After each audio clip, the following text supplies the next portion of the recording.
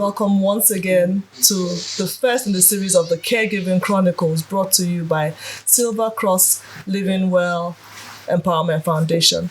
And here we're going to talk about the silent and often unseen person when there's ill health, the caregiver. All that they go through, all that they have to put up with, the psychological, the emotional, and the physical strain that they bear. And to start this conversation, we want to talk to Mrs. Ese Onamiye, who is the founder of Silvercross Living Well Empowerment Foundation, and of course to give us the inspiration for this beautiful initiative that she has brought our way. Thank you. And good day, everyone. My name is Ese Onamiye, and I am the founder and CEO of Silvercross Healthcare. We are sponsors of this program. However, this program is actually hosted by Silvercross Living Well Empowerment Foundation.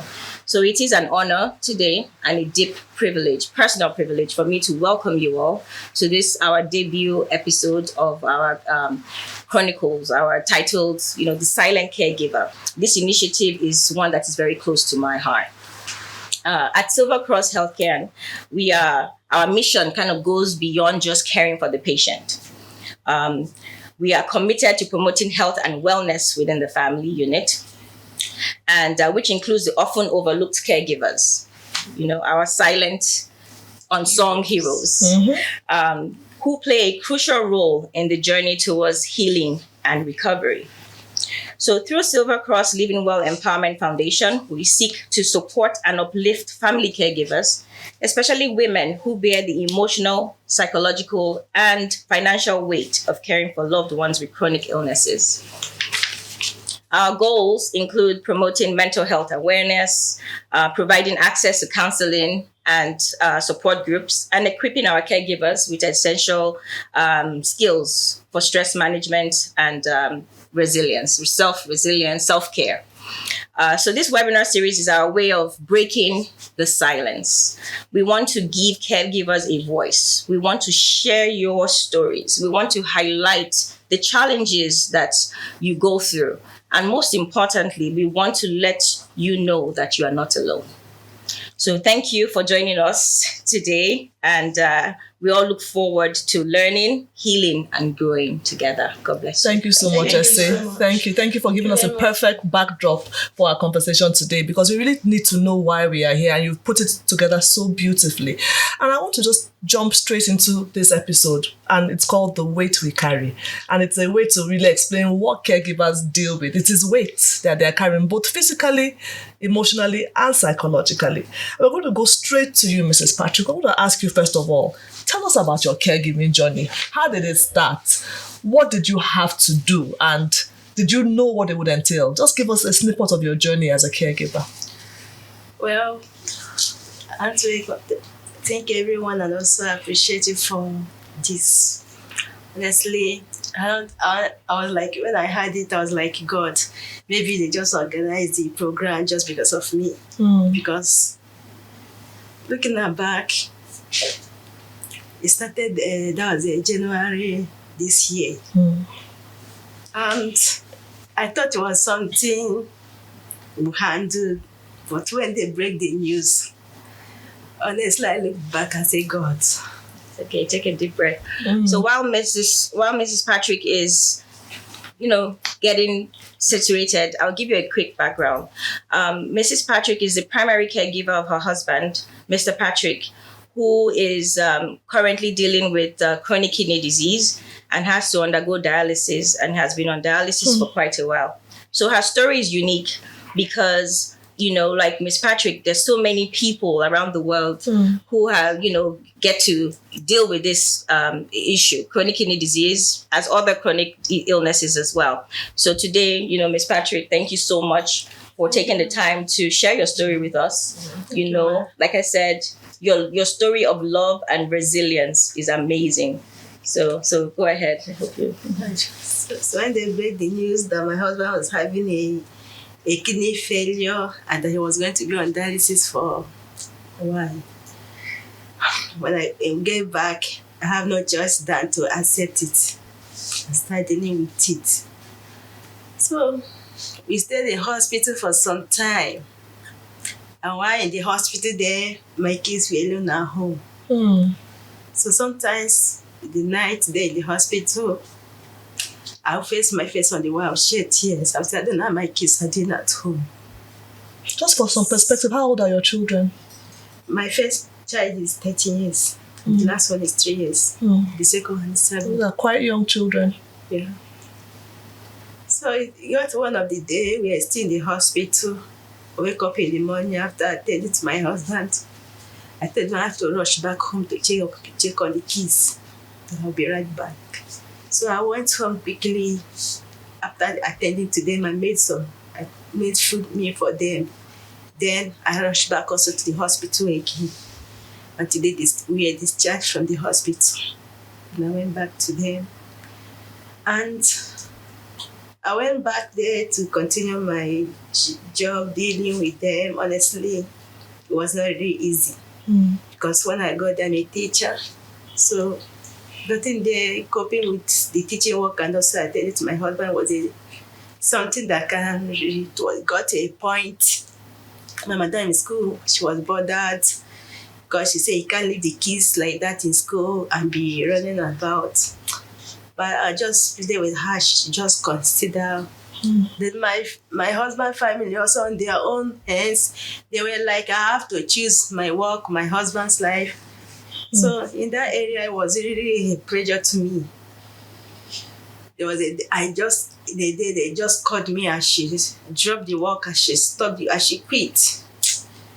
And she just said, as she quit, how will I cope with the children? Financially and just everything. stay alone. Telling you quit, not that they will be saying things for you, but I just on my own I shed tears. Silently, and I say, God, let your will alone be done. I had left. But I thank God after some time that the things she lived, I have to go back. And I begged my mother, she said, you can come back. She brought you back. So thank God for understanding employers who she stood by you and allowed you to come back and resume. And another thing that my children at school also, they were, in fact, they affected them. It got to a point they called their parents, say, Mommy, please call my auntie. I don't understand my auntie. Something is wrong with my auntie. Please call her. So the mother, one of the parents, they called me. They said, Auntie, what is the problem? Because the children are very, very close to me with this share. But to them, they didn't understand any longer the emotional things. So in school, you were not yourself and they could see that you were not your normal self. They could feel the kids, they could feel that I was not. They even, the point, at the time I returned back to school, the kids were like, Auntie, what is the problem? Auntie, there's something you are not telling us. And when I looked at them, I shared because they were little children and they were feeling it. Mrs. Patrick. I have to tell them that no problem, they will order. Thank you so much for sharing your story. Thank you so much. I wanted to also emphasize from her story what she said today, that Mrs. Patrick has had to journey from a very far distance to be able to get care for her husband in town, where the healthcare is, available. And so that has also been very challenging for you, I must suppose. I'm sorry, Ms. Choma. It's okay, no problem. Because you're so familiar with her story, you can almost even tell it yourself because you're part. And that's really, sometimes we need that perspective. People who understand both sides, because we see the person who is ill, we see the person, what they're going through, and we forget that it involves much more than that person. So just hearing this story, hearing how she had to go, I was just trying to imagine staying awake at night, looking after your husband, having to wake up in the morning and go to work. And then you have children at home who are looking after themselves, basically, while you're there taking care of their father. And people not even understanding what you're dealing with. So thank you, Ms. Patrick. We're going to come back to you in a second. So I want us to talk to Mrs. Oni now, because there's something that Mrs. Patrick said about even the family saying, oh, you need to choose. You need to pick one, and nobody wants to have to make choices because you're thinking of your livelihood as well, your career, your passion, the money you're making from work, and then you're thinking of your loved one, your dear spouse or brother or whoever you're looking after. Share part of your story. Did you ever have to make such choices or did anyone ever tell you, oh, please, you need to choose one? Did you have a similar experience? Or if not, share a bit of your story with us. Let's hear. Okay. Well, mine dates back to 2021. Okay. So it's almost 4 years now. Well, I'm dealing with two conditions. So just for me to start. Okay, 2021, we were just in the house playing with the kids, just family time. And from nowhere, he slumped. As your husband? My husband. And at first I thought, it was part of the play, he's trying to play pranks on the children and all. And I'm like, get up and stop this, whatever. And I noticed he wasn't standing up. And the next thing, I noticed a deviation in his face. Mm-hmm. His hands, leg was already like, I'm like, what is this? What's I've heard of stroke, but I'm seeing it live. Prior to the stroke, he didn't have any condition, or maybe it's been there, but we didn't have any cause to. Nigerians, we don't do medical checkups, so we actually felt everything was fine. He was vibrant. He goes to work, does everything. He doesn't even fall ill. It's fantastic. So it was strange, but fine. We had to rush him to the hospital. Before he got to the hospital, he became unconscious, and blah blah blah blah. Next thing, we're in ICU. I'm like, is this happening? How did we get here? How did we get here? From playing with the kids to ICU, and then they had to place him on oxygen, try to resuscitate, bring him back. And, I don't know, the whole thing was like a movie. I only see that happen in movies. It's just funny. I'm like, what is this? What is happening? I just couldn't explain it. But the doctor was like, calm down. He just suffered a stroke. We're trying to see what we can, do. Like, stroke.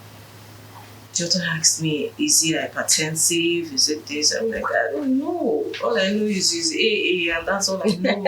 So what's the second, because you said you're dealing with two, what's the second part of it? Kidney disease. Oh, wow. I'll get there. That's what I said. So the doctor was like, well, from what we're seeing, it could be hypertensive, or, they will check, blah, blah, blah. And then they check his blood pressure, that it was 250, which was over the roof.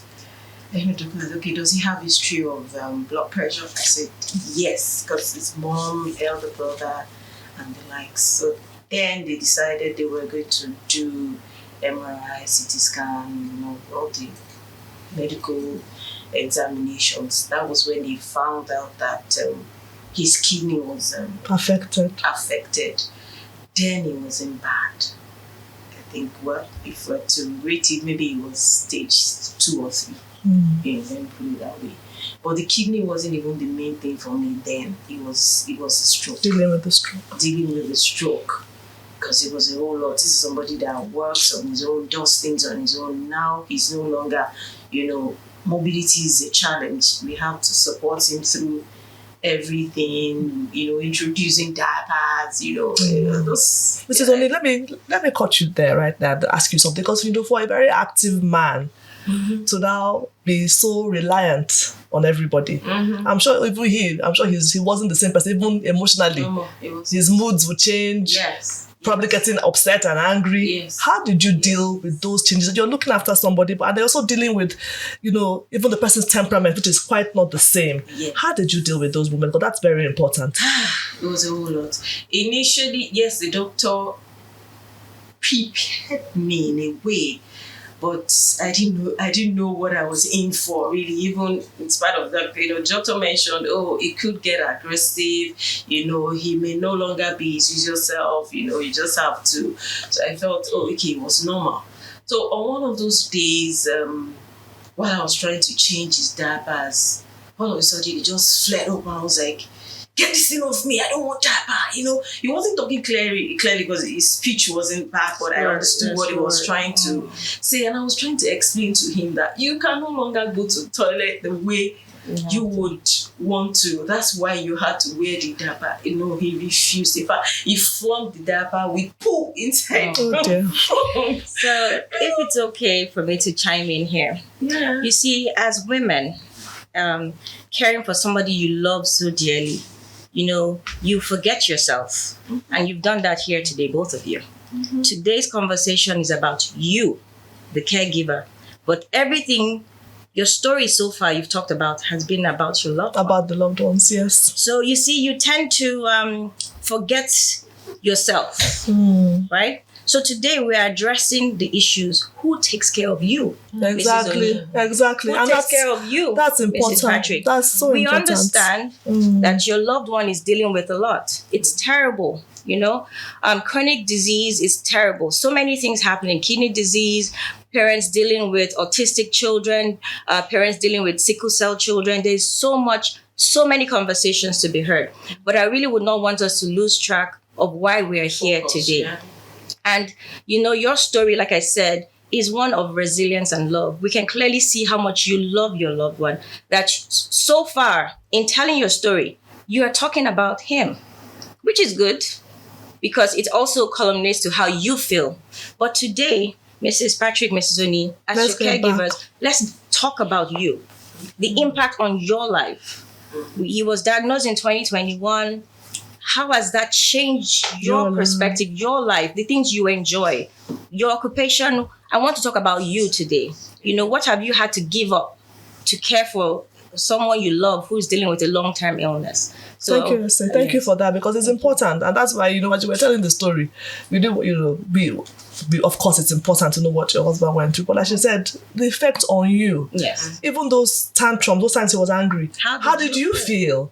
How did that affect you as a woman? How did you feel that, okay, I'm doing all of this, and then this is happening? So, but before I come back to, so both of you have time to gather your thoughts, I want to talk to Dr. Chika a bit and ask her, because at times, let's talk about the mental, where the trauma, so to speak, that the caregivers go to. I have been there myself. My father was ill for almost 2 years, and I know what we went through during that period, how tasking it was. We loved it. It was a labor of love. But at the same time, there were times where we had to give up stuff. I remember my sister had to give up her education at a point. She was in school. She had to, not her education, her job. She got a good job, and she had to say, look, I can't start work now because my father is ill. How do we, I'm talking about we women, caregivers in general, how can we deal with that mental strain that comes with looking after our loved ones? No matter how much we love them, there is that strain. So I want to start by appreciating the two ladies that are here, the two caregivers, because it's only they can say what they've experienced, what they are going through. And thank you, Silvercross Living Well Foundation, for bringing this conversation, because one of the biggest problems we have is silence.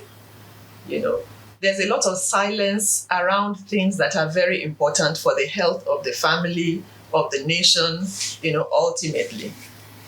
So the caregivers, there's something about caregiving that there's some benefit to it, If you're able to take care of your loved one when they're going through a challenging period, you feel a sense of accomplishment. You feel like, yes, I was there for them, But there's also the danger to the caregiver. Because by the time you give and give and give so much of yourself, at some point, if you're not careful, you get exhausted, you get into burnout, you get financially challenged, you lose yourself, your sense of self. You begin to forget that you are somebody. Like Essay noticed or, indicated, you're talking so much about the person that you care about. All eyes, the society is looking at the sick person. Nobody notices the caregiver and all that they're going through, including the caregiver themselves.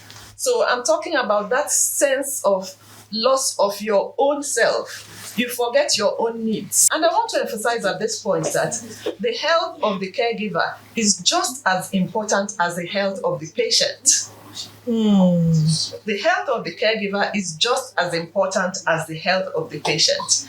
And the caregiver and the people around them need to pay attention to that. So we need to focus more as a society on building, an environment where caregivers are recognized, caregivers are supported, even institutionally. The lady talked about her school.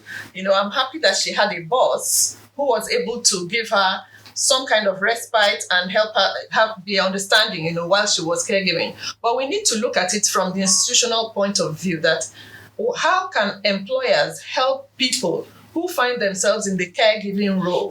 Because nobody chooses it. It just comes and you have to do it. So we need to think about, putting in place flexible work hours. These days that we talk about people doing remote work, we should think about caregivers also as people who can do remote work, because the challenges of caregiving are such that they need the work even to continue to have that sense of self, to continue to have an income which they need, and then to still do the caregiving that they need to do. Absolutely. So self-care is very important, but we need care from institutions. We need understanding even from the hospitals, the medical facilities where the patients are getting the care from, which I'm really very, very, very impressed with Silvercross, that you're not just thinking of the patient, which is great, awesome, but you're going further to say, how can we support the caregivers so that the patient is getting better, the caregiver has good health, and it extends to the family and the rest of society. So Dr. Chika, now as you've said that, just quickly, now we've said what people need to do, what the society needs to do, how we need to even make the right policies in the workplaces, and have to be more, take more cognizance of these caregivers. But what can the caregivers themselves do? Just simple practical tips. Simple things they can do is, number one, speak up. Don't keep quiet and endure it. Because if you keep quiet, not just the person that is ill that you're taking care of, but like we have heard, the family will put more and more burdens on you. And if you break down, both you and the patient will suffer. So you need to talk to your healthcare provider. I'm talking about the healthcare provider of the caregiver. So I'm saying that every caregiver needs to prioritize their own health and have their own physician where they go for their healthcare while they're doing the caregiving. Beautiful. You need to make time to take care of your own health while you're doing the caregiving. And when you go to see your primary care physician or whoever is your healthcare provider, you need to express what you're going through as a caregiver. Don't just go there and say, I have a headache, and don't just talk about physical symptoms. Talk about what you're going through. If you are crying all the time, say, I find I'm crying all the time. I find I'm not sleeping well. I'm not eating well. I feel overwhelmed. Yes, I feel overwhelmed. I've lost interest in social activities and I don't go anywhere anymore. I'm just immersed in this caregiving. I've lost my life. Express it exactly the way you are feeling it.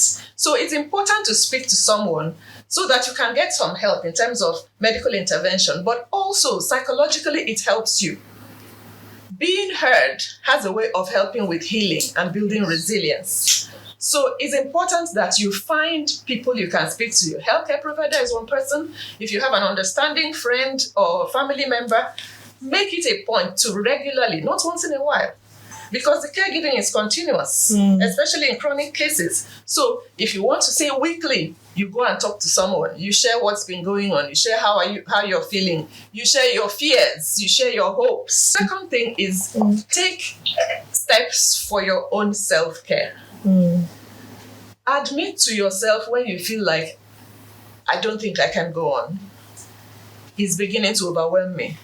So I need, even if it's 1 or 2 days off, admit it, and then begin to make a plan with your friends or your family members about who can step in for me for 2 days or 1 day, so that I can just go somewhere and sleep. Then I can come back and continue. You see, don't feel guilty, because the tendency as a caregiver is to feel guilty that, oh, I can't abandon my husband for 1 day or for 2 days. It is your job, but it's like when you take your phone and you charge it. The time you spend charging the phone is not wasted. It's to make the phone to continue to be useful to you. So this is respite care. Make room for respite care. Find people, get people around you and say, somebody to stand in for me for a day or two. And then always ask for help. Don't be afraid to say, it's too much for me. And when more and more tasks are being loaded on, if you can't take it, say, I can't take it. I need someone else. The families, so not just institutions, but families have to come into the conversation. Families have to have honest conversations around the caregiving, concerning the caregiver, concerning the well-being of the caregiver. Very important. And the load, the tasks need to be shared. One person can't be doing it all, and everybody else is living their lives as though nothing is happening. If you have grown-up children, they have to come in. If you have nephews or nieces or in-laws, everybody needs to come in and pitch in so that the load is not entirely on the one person. And then it's good to find local resources around you, support groups like what Silverwell Foundation is trying to do here now. Get people who are in similar situations with you. And once in a while, meet up with them and share your stories and learn from each other. How are you coping? How did you handle it when they told you this and that? Thank you, Dr. Chika. Thank you so much. Thank you so much for that. And Dr. Chika she's a medical practitioner and a licensed trauma care specialist. Thank you for your insights. So I want to go to Dr. Ese briefly. So they call me doctor, but I'm not a doctor actually. I'm a public health expert, and I'm very passionate about what I do, and I'm passionate about the welfare of the family as a whole. So we in Silvercross, like I mentioned, we're committed to ensuring the welfare, the well-being of the entire family unit, because we believe that it trickles down. If you are okay, the caregiver, then your sick loved one will be okay, your children will be okay, you as a whole will be okay. So if I can touch a little bit on what Dr. Chika has said. And prior to restarting this, just on a side conversation, I did mention to everyone here that I'm a crier. And I'm not afraid to say that. I'm one person who, if I do feel overwhelmed, I would go into my shower and I would cry. And like what Dr. Chika has said, it's okay to ask for help. So one of the key things that we're trying to do with the Silvercross Living Well Empowerment Foundation is to empower you, the caregiver, to be able to take care of you, so that in turn you can take care of your sick loved one and your child and your children. So how do we do that? Like what Dr. Chika has said, we'll have strategies in place or programs in place that you can participate in to take time off. While you're doing that, we take care of your loved one for you. That's fantastic. And then you take that time to relax. We'll provide resources, whatever you need, to help you. What are the things that you've had to give up that you really want to do?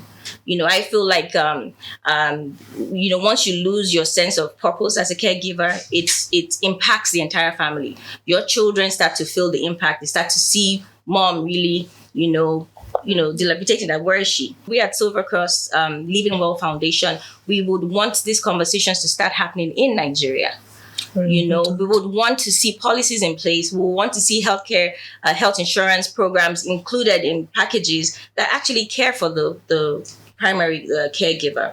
Thank you so much. Giving you a chance to do a wellness check. And that's what we're trying to do with this support system through the Empowerment Foundation. Thank you so much. Just piggyback on what you said, because it's true. I attended a funeral this year, and the person was the primary caregiver of her spouse, who had been ill for some time. I think he had had a stroke, and she was looking after him, and she was getting older herself. She was quite advanced, and the strain.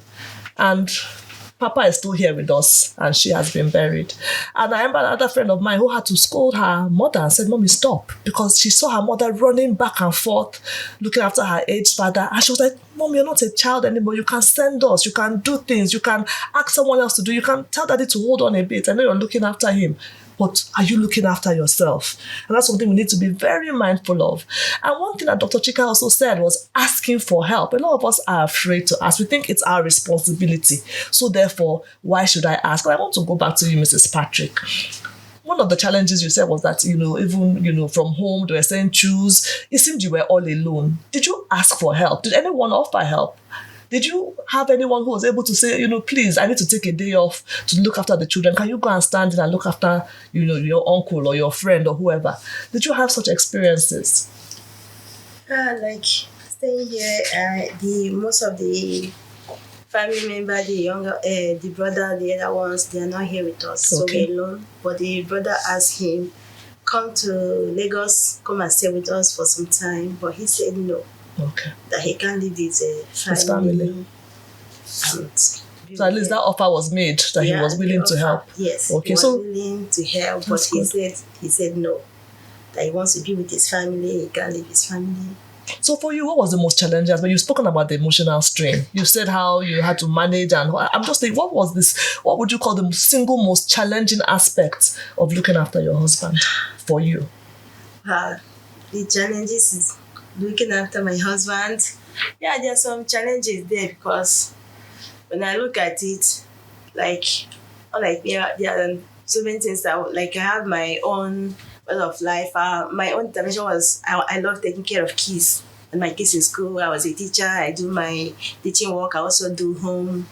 So you're not able to do all those things I wasn't anymore? able to do it anymore. I dropped those ones. So I only have to do only the teaching work, go back home and take care of him. And also there was a time it was a day I was in school, he called me that he's in crisis. I have to rush home. And getting back home, the way I look at him, I saw him. I was confused. I don't know what to do. I have to run around. After running around, getting the whole thing in control. Just to enter, I wanted to enter a bath to take a shower. I don't even know what happened. I felt down. Wow. When I felt down, honestly, was something else. In fact, for a month, I didn't get myself, even to breathe, even to take in. I look up, I say, God, nobody to talk. In fact, I look at myself, I say, I have to be strong. It was after I had to meet one of my neighbors, complain to her. They say, go for a medical checkup, go for this. I said, okay. She had to do some massage before to get myself. I had to speak to myself, not to get myself down again. Then my children, it has not been easy for them. Because looking at them, though if I look at them sometimes, the way my husband will shout at them, sometimes even the way you're not supposed to beat them, you beat them, but looking at them. But the small one, the little one he's somebody that he picks up very easily. There was a time I said I was going to the market to get something. He said, Mommy, I said, don't buy anything for Daddy. Buy something for me. You know, I look at him and say, I look up and say, so that's because I notice anytime I go out, if I come back, I'll say, it's for Daddy, it's for Daddy. Like this has been. So it's like you're forgetting everybody, just Daddy that's the center of focus. Everybody just say Daddy. All of them are looking, all your focus now is Daddy. It's Daddy. So it has not really been easy, honestly. It's easy. God will give you the grace, and God will give people like Silvercross Living Well and Power Foundation the grace to continue to help, because what you're doing by even helping with the children and doing things like giving them time to go and take care of them, so that's really it's phenomenal. Thank you so much for that service. And just a little to add to what Mrs. Patrick has said and what Dr. Chika also said, coming up with various strategies to support the caregivers. So one of the key things that we at Silvercross Living Well Foundation have realized is that the caregivers tend to give up their careers, give up things they enjoy. In hearing Mrs. Patrick's story, you can tell she enjoys teaching. She does. But because of the weight she's carrying, she's not able to cope with keeping up with the teaching career and caring for her family. So something has to give. So Dr. Chika mentioned about virtual remote programs, and that's one of our packages, or what that we're doing with and what we're introducing with the Silvercross Living Well Empowerment Foundation. So, for example, with Mrs. Patrick's case, we can place Mrs. Patrick as a lesson teacher remotely for children who can. So we will help her. We'll have Find placements. Yes, placements to say, what are your strengths? What can you do? And actually see that, okay, you're good. Do you do math? Do you do reading? Do you teach Yoruba? What are your strengths? And how can we help you? So those are the kind of things we're trying to do. And we cannot do it alone. We need everybody. We need people thinking about this, talking about this. And that's why we're having these conversations. So packages like that will help you because, you've lost what you love to do. You go to the market, like your son said. Your son even wants your attention. Mom, buy something for me. But, you will buy for your son, your husband, but who buys for you? And you are very important. And we at Silvercross Living Well Empowerment Foundation, we want to tell you that we see you. And we want everybody else to also see the difficulties that, caregivers go through, and to be very intentional about how we support. So I just wanted to add that's a program, would kind of work Thank with you. our caregivers, the Thank you people for who are this within our advice. program to support their career goals and see how we can help, put you back on the path that you enjoy, that you don't lose your sense You of don't purpose. lose everything. That's so important because we all have passions, we have dreams. And you see, and there's so many stories across the country of people who have had to give up everything because they wanted to take care of a spouse. And it's a lifelong, for some, it's a lifelong, venture where they have to stay with that person. And they're often judged when they don't do certain things, or when they do necessarily. People say, you left your husband to do what? What are you doing? And thank God, she spoke about her neighbor who even told her, go to hospital, who even gave her a massage. A lot of people don't have people around them. We're very isolated these days. And I want to come back to you, Mrs. Oni, because like I said, caregivers are often judged by saying, okay, it's your job, who will do it? It's not your husband. If it's a sick child, who will do it? If it's your son now, and most times it's the woman. That's the honest truth. When it's a woman that is ill, they will look for relatives, they will look for a nurse. But when it's a man that is facing the same challenge, it's the thing that you want to pay somebody. What are you doing there? Do you think that you, in your role as a caregiver, and women who have to face this role generally, do you think they are appreciated enough? What do you think can be done to help? What are things that you would have loved were done to you to make you feel seen and heard? Mrs. Oni? Okay, like she has mentioned quite a number of things that could be done to, to support us actually. But on the part of being appreciated, no. At all. No. Yes, maybe a few persons could say, oh, well done, you're trying. But, at some point they still feel it's only natural. Who else will do it? Who else will do it if you don't? And even when, you have all mentioned speaking out. I think it's more about speaking and speaking to the right people. Because, you could speak to some people who have, this funny mindsets about, oh, yes, it's something you should do. You've been built, I hear people say, oh, women are graced for it. Women are empowered, women are this. God has wired you in such a way that you can multitask and do quite a number of things. And, it's, to them, it's just normal. And that's why women are facing more mental health challenges than ever. Yes. I had recently, I think that was February, I got to a point I knew if I didn't take a break, if I didn't stop, I was either going to die or, lose it completely mentally. Because that particular day, I stood at a point and I was blank. I didn't know what was happening to me. I was sharing my experience. I didn't know what happened to me. I couldn't move forward. I couldn't move backward. I couldn't even explain what was going on up here. And the next thing, I started to gasp for breath. Oh my God. At some point, I thought, it was asthma attack, because I'm asthmatic. I went for my inhaler and it wasn't doing it. I rushed out, went to the pharmacy. There's a pharmacy close by where I could nebulize. They nebulized me. It wasn't going. It wasn't working. It wasn't working. I was like, God, this is a sign that I need to slow down. And at that point, I called some of his siblings, called a few family members. This is what is happening to me. I'm overwhelmed. I'm tired. Mentally, I'm not fine. I can't explain it. And one of them said, you've been a fantastic wife. You've been a fantastic mother. God will strengthen you. We're supporting you with our prayers. That's what I get. And my mom will go, Shade, you're trying, but there's nobody around there, blah, blah, blah. Okay, maybe you can talk to a church member if they can, help. And church member would also tell you, don't worry, we're praying for you. Yeah, I appreciate the prayers. But I want faith without works.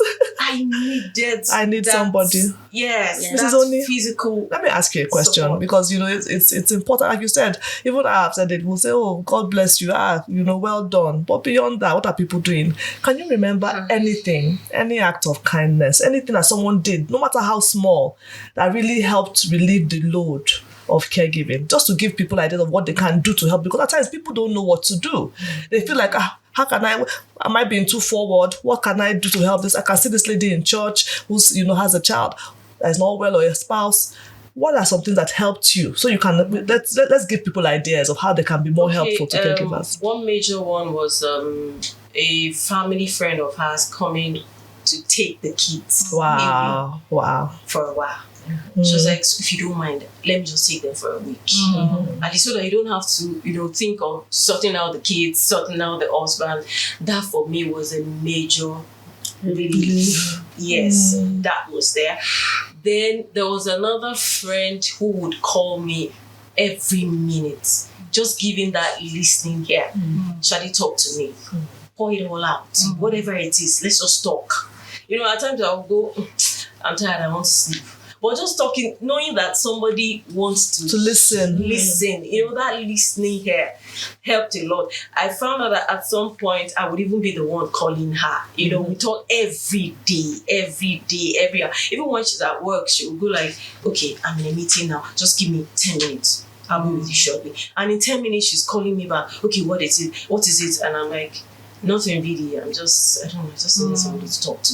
So, that listening. Yes. Yeah, so those are little things that go a long way. I like that because at times it might not be something. At times we think people need money or they need something, but it could just be something like spending a little airtime to say, how are you doing, and just hearing from the person. So that's like small she things you can do. mentioned, get away. Although I didn't get to do that eventually. A cousin of mine paid for 2 days off.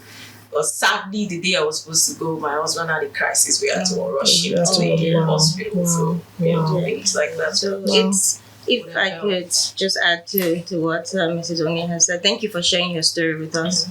It's always nice to have someone that can listen to you. Even for we, that are not dealing with the kind of heavy weight that you're carrying. I mean, we all have our individual weights. People will categorize weight as different things, but I say the weight that you carry as caregivers is heavy. So, it's nice to have someone you can vent to, someone that you don't feel judged by. Yes. Someone who you don't feel like, and that's why having a support group, it's good to have family members, but some people don't have the opportunity to have people who understand. Because family might judge you, yes. Right, because there's a lot of stigma associated with even you telling people that you have a loved one who's dealing with a chronic illness. So in Africa, in Nigeria, I'll use Nigeria, there's still a lot of stigma, and I want to commend, Mrs. Patrick and Ms. Oni for being able to come up in front of camera to say, look, there is a problem, and this conversation should be held. I can tell you, a lot of people don't even want to say their loved one has chronic kidney disease, their loved one is dealing with Alzheimer's. There's some level of stigma that still affects the ability to get help. I wanted to ask you, Mrs. Oni, did you ever feel shy or somewhat embarrassed to talk about the condition of your husband with people when he was initially diagnosed? And why do you feel like you felt that way? Okay, embarrassed, yes. Because the initial stage, because of the aggression, getting angry, the tantrums and all, we lived in a kind of building that, I don't know, the noise, I don't know what they call that thing. It's not well padded. Your next door neighbor can actually hear what just happened. Yeah, what just happened. So even if you're trying to conceal what's going on, they can hear. So, most times when he's yelling, when he's throwing tantrums, neighbors are aware, and then you step out, you can see the look on your next door neighbor, even though they say good morning, or you can actually see, some of them will go, sorry, and you're wondering why the person is saying sorry. They just heard everything. Yes, they just heard everything going on. In fact, there was one of them one day that just saw me and just hugged me. I was like, Mrs. Oni, I'm not sure if I were to be in your shoes, I'm not sure I will be able to. And I've not said anything to her. So, I'm walking on the street. Everybody on the street is aware something is happening. So at times I'm walking, I'm like trying to hide my face. I don't want all the attention, Some are sincerely, yes, genuine about how they feel, and some are like, you don't even know what's going on their mind. In their minds, but they are giving you some funny looks. On the streets, and all of that. In fact, one of them saw me recently. I was like, you're no longer your pretty self. I remember those days, What is it? You that used to be a fashionista, used to be this and all of that. Girl, sorry, And some people can be mean, unintentionally. Sometimes some people just don't know how to talk. And that kind of leads to Dr. Chika. I'm hoping that you can provide some strategies here today since she's touched on that, because I think it's a real thing. Some people are internalizing what they're dealing with for the fear of being judged and looked at in some way. That made you feel some kind of way. You probably go home and look at yourself in the mirror like, oh my God, what has happened to me? So I don't know what strategies, caregivers can give to be able to say, okay, I'm dealing with this and I'll deal with it gracefully. There's really nothing to be embarrassed about, and be able to, so that person, that lady, what kind of things I would have, I'm a bit quick with it. I'm sure I would have told her something and said, I'm dealing, my husband is, whoever it is, my loved one is dealing with this and it's a weight on my shoulder, but I'm dealing with it and I'm strong. And, and I thank God for grace. Beauty will come. Beauty is always there. And I'm beautiful inside and out. And I'm even more beautiful because I'm able to carry this weight gracefully. So, but I guess what are strategies that caregivers can use to kind of handle this, because it's a real thing, And also another thing is, the guilt of snapping at your loved one because you're stressed. Yes. So I gave you that example that you gave now. That happened, sorry to cut you, that happened a few days ago. I was having an asthma attack. While I was trying to reach for my inhaler, he was like, aren't you going to get, I can't even remember what he was trying to say. And I was, must everything be about you? Yeah. You're so self-centered, so selfish. So this, I shouted, I screamed. I knew everybody in the block and in our area heard me. At some point I burst into tears. I was shouting. And at the end of the day, I was like, if you want to and leave me, I need to leave. I need to be. I need to. And at the end of the day, I went to my you started dealing with guilt. Yeah. What did I do? You were stressed. What did I do? What did I just do? Did I actually tell him to if he wants to? He also went, yes, go take me. Enough. Go take me. It's been 4 years. Am I going to live like this? I said, I was shouting. I said, go take him. Because you were also dealing with an asthma. You were struggling to breathe. Yeah. You were stressed. Yeah. So that's and this is the reality. I felt really bad that I shouldn't have reacted this way. At some point, I even had to call the children. I'm like, this is not the way to go. Yes. This is not the way to go. What I did was absolutely wrong. But this is the reality we face. These are real situations. And that's why it's so amazing that this Caregiving Chronicles is being put together, because these are things that people are not saying that need to be said. People are going through these situations. You're feeling guilty, you're feeling overwhelmed, you're feeling stressed, you're feeling judged, you're feeling like nobody understands what I'm going through. You just see me and I have to put up a brave face and try to look nice and all that. And everybody's just wondering, wow, this, So there's so much more to be said. And Dr. Chika, we're going to end with your strategy. But before that, I want to go back to, Mrs. Patrick, just for you to just, give us your final words, so to speak, because we want us to take a few questions from people. What would you advise anyone, any care, who is maybe she's just received this sad news, my husband is sick? What advice do you have for anyone going through the same situation that will help them through those really tough times, from your experience? Well, thank you very much. From my own experience, I'd like everyone that you find yourself in such situation, I'd like to advise them never to lose hope. You should keep on, be strong, and also hope in God. And also whatever you do to keep yourself strong, don't neglect it. It's very, very important. When you see yourself breaking down, you have to watch yourself. When you move forward fast, maybe you stress up, you have to step back and watch. And say, what can I do for myself to be fit again? It's very, very important. Especially when you have kids, you have to look back. You have to make them they have their own future to carry on. You have to look at it. You have to also put them. Don't allow them know whatever is going on, the serious ones of it. Don't allow them to by the time you start putting up, they are watching you, their kids, they will start, they will lose their own focus. So you have to know how to shape it in order to make sure it will not affect their life doesn't change too much because of what's going on. What is going on. You have to try as much as you can. and also have to comfort yourself. The doctor said, don't neglect, don't, just like our doctor here, Dr. Tika said, don't neglect yourself. In as much as you're taking care of your loved ones, you also have to take care of yourself. Very important. Very important. Very important. Thank you. Thank you so Thank much, you. Ms. Patrick. And if I could add to what Ms. Patrick has said. So today we're talking about the primary caregiver. However, there are also that unseen caregivers, those children that have to watch the younger children when you have to care for your loved one. You know, that those children who, your young children or teenage children or adult children who've had to also give up things they enjoy to watch their younger ones because mom has to be watching over that. So there, through this our empowerment program, we'll have various strategies to also support your children. Your children need reassurance from you. And the only way you can reassure your children and build confident children is being confident and reassured yourself and being well yourself. So, like you said, you're overwhelmed. So there's a tendency for it to trickle down on how you're not picking on it because you think they understand. You think that they should see what's going on, but they're children, they don't.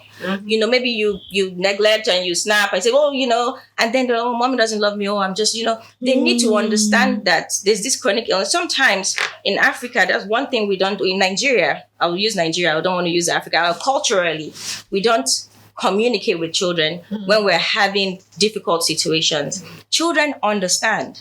Sure. And they listen, no matter how young And they are watching. Yeah. So you see that some things happen, they just see things happening and they wonder what's happening, you have to take dad to the hospital. You need to sit them down and have a conversation with them and say, I see you. You need to remember to tell them thank you. You need just the same help, the same appreciation you desire. You also need to remember to do that to your children. So you're here today, they're probably at home watching. The older one is watching. When they get home, give them a hug. I bought you this. Thank you for watching your younger ones while I was away. Those things are very, very important. So anyways, I just wanted to make sure that Thank you, I Dr. add that we also see those silent caregivers within the family behind the scenes supporting you. Yeah. Why is there so much resistance to professional home caregivers? When someone is ill and you say, let's get a nurse, let's get somebody to help because of this reason. Why is it seen as something negative, especially in this part of the country, in this part of the world rather? Whoever asked that question, God bless you, because I have a direct example and a response to that.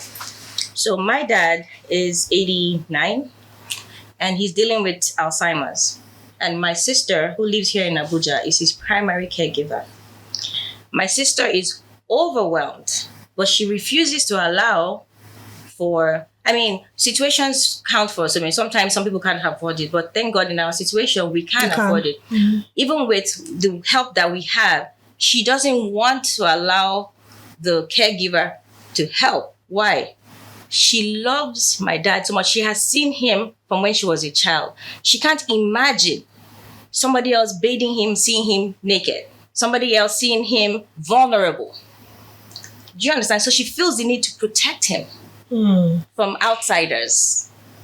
We keep telling her, you need to let somebody help you. They are professionals, they're nurses, but you see, she'll say, no. She'll shut the door. I'm going to give him a bath myself. And then she's overwhelmed because she has a school, she's doing so much, but she's doing it because she loves him and she can't accept that somebody else will see him in that vulnerable state. So love is one of the reasons. Two could be financial and cultural. I think it's a cultural aspect. That thing that has been put on your shoulder because you are the wife. You don't need, what are you doing? Go do it. They forget that the wife the loved one can no longer work and provide for the family. I think we need some re-engineering in that area. Can I just add that part of it is not having enough information. Not understanding that your well-being is as important as the well-being of the person you want to look after. Yes. And that if you break down, then there'll be two people who will need carers instead of one. So culture, I say to people that culture is dynamic. There's a reason why 50 years ago, everybody took care of people who were sick in the family. We are in a different world. Many things have changed. Our grandparents didn't use iPads or phones. Our grandparents But didn't go to work. we're not refusing to use it because it wasn't done. So culture changes as needs change. So in our society, women, men are working more than before, 9 to 5s, or maybe even 9 to 9s. entrepreneurs running their businesses, and then you have to take care of someone. You have to understand that you have to get the best care for that person. Personally, I have this experience too. In my family, my mom is 93. About 3 years ago, she fell ill seriously, and then when she recovered, she just wasn't herself. And my sister insisted that she would be caring for her. But after a while, I told her it's not working, because she went into caregiver burnout, which is what I was going to talk about. When you insist that you must do it all yourself, at some point, you won't be able to cope. And that's when you will find that maybe you start snapping at the person, you start resenting the person you're caring for, you start feeling like they've stolen your own life, It's a normal, and it makes sense for you to feel that way, but it can be prevented. Receive help. And you see, some people have to do it first and maybe get the backlash from society, but gradually it will change. Everything new has the first people who do it. But with time, other people will do it. More people will do it. So, Mrs. Oni, somebody offered you a vacation, 2 days, which you didn't take. I wish you took it. So, you should still take it. Because you see, when you do that and you come back, you are still faced with the same problem, but you find that you feel good. Because you feel good about yourself and your life. It doesn't feel so overwhelming anymore. I have a very close friend of mine who throughout last year, she had to be, her husband had chronic kidney disease. And we know what that means. That's what we're actually talking about. It was a lot, and he had cancer in addition. So she was going through a lot. Another friend of ours and myself, we made it a point that every now and then we would go and drag her and take her to a party. And she would always say, no, I can't go. You will go. And every time she goes and she comes back, she gives him better care because she feels like I've done something for myself. So even as a society, as friends, because we're talking about what are the things that we can do. Don't just, appreciate, call, make the calls. And yes, the listening ear is very important, but take the extra step. You can even buy a voucher from Silvercross Living Well Foundation and say, I want to sponsor somebody for 2 days for you. Yeah. This voucher for this kind of personal care for you. You can go and have a spa day. Go to the spa for the day. Do your nails and let them massage you and all that. When you go and come back, you'll be a better carer for that person. Absolutely. And it's important that we also, one part that, because of our aging population and the Japa syndrome, I'm sure you're facing that. A lot of elderly people don't have anyone here to take care of them. Their children are all in Canada, the UK, the US. So we will have to embrace the thought that they will be paid caregivers, and we have to just start getting used to that idea. So what do you do if the resistance is coming from the patient? The patient himself, you will have to have some counseling. Work with your healthcare provider. Work with your healthcare provider, because you see, usually patients respond better to their healthcare providers. What they will say no to you to. If the doctor says this is what we have to do for you to get better care, for you to have a better health outcome, for you to recover faster, they are more likely, they may not like it, but they are more likely to. Because like in my own case, I got a professional caregiver. But 80% of the things my husband still wants it done. By you? By me. Oh, wow. There are days I tell the caregiver, don't knock on my door. I want to be in my room all day. Please. Make sure you sort him out. Give him his medications. Do this, do this, do this, do that. And he goes, abandon me. I've become an invalid. Blah, blah, blah, blah, blah, blah, guilt. No. Yes. And then the guy takes the medications to him and he goes, no, I'm not taking it. And So there was a day like you that. have to now come in, step in. He refused to take the medications from the guy. He was going to use the restroom. The guy wanted to support him. Okay, let's take you there and do whatever. told the I guy, think like what Dr. Chika said is important. Counseling is important, and counseling by the right person. So get a medical professional in there to understand. From you, he might say, she wants to abandon me. How would she be saying I should accept help from somebody else? But when the right person who is, who is speaking from, and it's evidence based, professional, perspective to say, look, this is for your own good. You'll find that the person might be able to. People have different temperaments, different dispositions to things. So you have to understand. Where they're coming, but most importantly, you have to preserve yourself. That is what is the key at the end of the day. And also, change takes time. Yes. He's used to you doing all that. Right. So he will resent someone else. So you have to be patient while you're implementing the change. Don't expect him to just accept it. Overnight. So the day he's upset about it, you go back and you pamper him and say, I love you now. Okay, take your medicine. But please, I need to go and rest tomorrow. I may not be able to do it. And then you persist. You persist patiently. With time, So change right. takes time. And one of the main thing is, while you're doing that, do not guilt yourself. Exactly. You are entitled to have rest. Very important. You are deserving. you need to. You are we guilt our deserving trip. of that rest. Sorry. We guilt trip ourselves a lot as women, as mothers. When we go to work, we leave the children. Who's with it? So it's something that we all have almost been programmed to do as women. We need to get out of that trap of guilting ourselves and making that. Because the truth is that, and when we're talking about gender, a man will do it and he won't even look back. Sorry to say that. Truthfully, they'll say, but I have to work. You understand? I have to go to work. Who will work? Okay, I'm going. Recently, my husband was he's been transferred out of this town, and he didn't.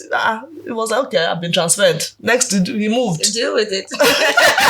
Adjust. Meanwhile, I had been looking for opportunities. I said, I can't go outside Abuja because of family, because of children. So it's something that we take. Okay, in January, I got an offer. For a few months now, I've been off work. I stopped work last year, June. Because of that's more than a few months. That's a while. Yeah, that's a while actually. Okay, January, somebody reached out to me and said, by now you should be ready to work. I have an offer somewhere. When I say an offer, it's a juicy one. Something anybody would jump at. But then I'm thinking, at the time I didn't have a caregiver, nobody, no family member. How do I start? I need to find work. And it's a work that requires a lot of travel and all of that. So I was like, no. I even tried to talk to them. Okay, can I do it remotely? They said no. I need to be on ground. So this is why we need help. So we need I had to accept turn down that offer. That I wasn't going to do it. A second one came. The same thing happened. I'm happy this is a serious essay because these are all things that we need to discuss, in future series. And we have just a few minutes left, so I need to take a few more of these questions very quickly. One of this is actually one that is very important, and then we need to address it. In societies like ours, where caregiving often falls to the women, how can we encourage open conversations about mental health without stigmatization? Essay. Dr. Chika, any of you can take that. By what we're doing, this is a pioneering effort, and we're asking everyone to come on board. Every other organization, every other foundation, non-profits, worship centers, we need to talk about it because it's for the health of all. If we have our caregivers breaking down, then after a while, nobody will want to be a caregiver anymore. So it's just something that we need to just keep talking about, keep creating the awareness, and keep giving the understanding that the health of the caregiver is the health of the whole family. Absolutely. Very important. So this is the last question we're going to take. And it's a very important one. I think both Mrs. Patrick and Mr. Nick can speak to it. Confidentiality. A lot of people are afraid to even open up. Dr. Chika has mentioned it, Esther has mentioned it. You want to speak up, you need help, you need to ask, but you're afraid. How will it be received if I tell them what's going on? And we still have this culture of shame around us, don't we? Where we're trying to hide everything. You ask, what happened? Nobody wants to say. What's wrong with the person? I've learned not to even ask questions anyway. But how are you able to ask for help in this culture where people are so afraid that, if I tell this person, instead of helping me, they will carry my story around and they will not even help me at all? What are some things that you were able to do to help you break out of that thing of, I need help regardless? What tips do you have? Tips? Well, What have I done? I think I won't call it, I won't say I've developed a thick skin. Yes. But my kind of person, I've learned to put shame aside when it comes to critical conditions. Yes, initially, it's tough. But my husband is at a stage where I cannot, even if I want to feel ashamed, I can't. Because it's open, it's obvious to everybody. So I no longer care. Yes, I've had people stigmatize, I've had people say things and you wonder, did this person actually think before he or she gave me this kind of response, as it were. Okay, I had a scenario recently. He had a crisis. At the time, financially, we were very buoyant. Let me put it like that. I needed to reach out to a friend and see, I need to rush into the hospital. We're very buoyant. And then he went, I have my own responsibility. I have this, I have my own this, I have my own that. There's much I can do. Shibi is a pastor, he's a man of God. You guys should pray. You guys should do it. I'm like, do you think we'll not pray? Do you think he said they keep declaring the word. I said, okay, we're declaring the word. We're doing all of that. It was like, Madam, I'm sorry. There's absolutely nothing I can, I can do. And then he went ahead to speak to another friend That you called to tell him that you called him and all of that. I called him. And coincidentally, I called that friend because they're like a circle, my husband's circle. And that one went, oh, okay, already told me. Oh, okay. I'm like, what if I don't even want this other person to know? You already told that one, and that one is like, there's nothing we can do. At this point, maybe you can reach out to church if they can raise funds or something, I've had all this kind of experiences, and I've come to tell myself, when you find yourself in this kind of situation, you just have to, Okay. If I can follow on for what you've said. Now, thank you for sharing your story. I want to say I'm a very I feel like and it might not resonate with everybody, but I feel like in order for you personally, I'll use me. If I want to, I feel there's some things you have to come to realization of. You can't control how other people would feel. Sure. Or you can control how you feel. Absolutely. And how you let it get to you. Mm-hmm. So, like, for example, in sharing your story now, you didn't even want to come up and say, I was broke. It's okay to be broke. Yes. Use the word, we were buoyant especially as Christians. special, Yes. But you see, that's to me, and Dr. Chika is a mental health specialist. I don't know how, but to me, that's something you should be able to say To confidently. acknowledge. Yes. Once you're able to acknowledge this is impacting my financial. This is my situation. It is a chronic illness. It is to be expected that it will dip into your pocket. So you have to be able to use the right terms, the right word at the right time. It is okay in this stage to say There's nothing to be ashamed of. dealing That's the with truth. financial difficulties. Yes. Silvercross knows me for. Yes. It is okay to say where I can't afford this. It is okay to say I need help. It is okay to say I want to sit down and cry. Just let me cry. Yes. So we're hoping that we can break this silence. We're hoping that we can help you, caregivers, be able to help yourselves. We understand caregiving could be mothers with autistic children, mothers with children with sickle cell, mothers with children with cancer. It could be anything, So please, Silvercross Living Well Empowerment Foundation, we're trying to empower caregivers around the world, starting with Nigeria. So thank you so much, Essie. Thank you so much. And before we go, we're going to just hear one more word from Ms. Patrick. What do you have to say about what Silvercross has been able to do for caregivers? How it has changed your perspective and helped you as a caregiver?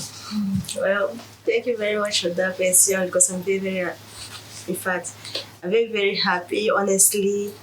Like, even when I had it, I say, wow, in my mind, I say, wow, this is good.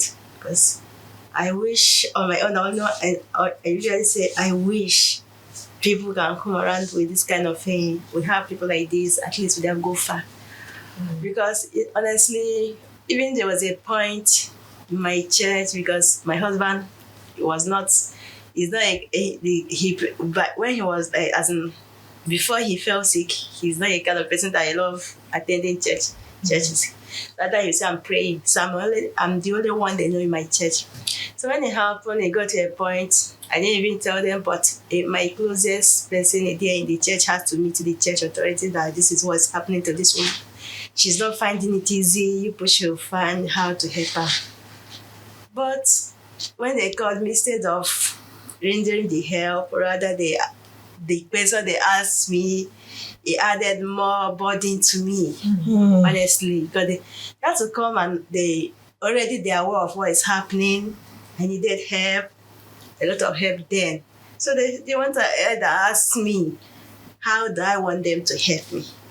I was sharing, I went to the teacher and said, I don't understand. What do you want me to tell you again? This is the situation. Whatever you want to do, to go ahead and do. They never said anything. Honestly, they never said anything. But like I always say, I never stopped asking for help. Like I have to go to, there was a day we went to the hospital. Honestly, the money was not enough because they had to put blood. My husband and the money we were having was not enough. Him himself, he doesn't know what to do. He said, he can't do anything. I have to collect his phone. I have to call his organ in the office. I called him. Yeah, he's somebody that really, though he tried, but I know what, even he would have done more than that, but I really appreciate the little one he did. That moment, though, I didn't expect him to render more, but when he asked me how much are you looking for, I told him this is what I'm looking for.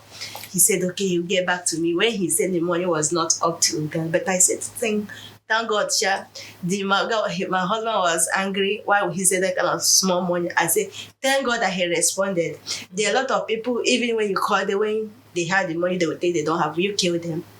At this point, you didn't expect anybody, but any little one you get, just thank God for it. So I'm really overwhelmed with this, honestly, and I think God will bless you for bringing this opportunity to reach people. Thank you so much. Thank you, Mrs. Patrick. Thank you, Mrs. Oni. Thank you for sharing your stories. Thank you for being so open, vulnerable, and for making the voice of caregivers heard.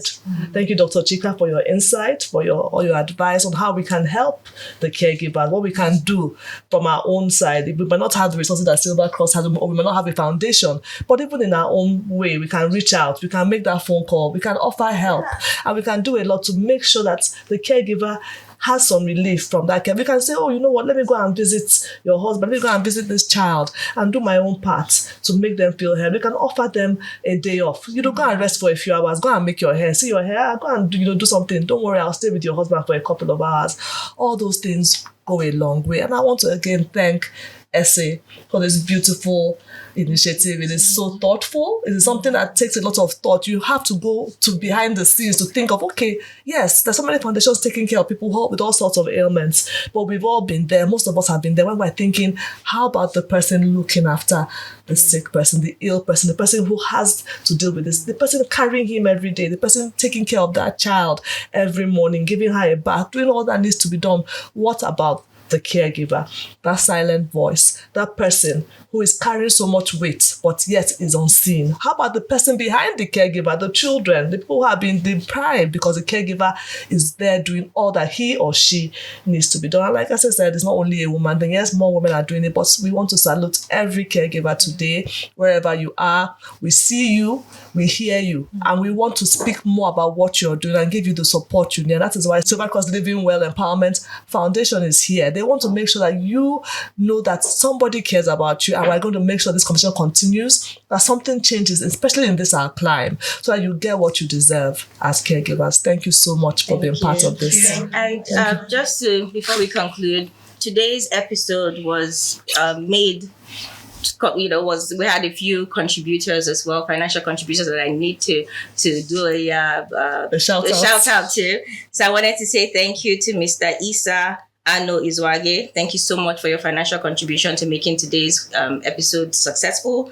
Thank you to Mrs. Ikomi, Mrs. Arabo, Miss Oshinuga, and everybody else who has contributed emotionally, supported, with tips and tricks on how to move this forward. Thank you all so much.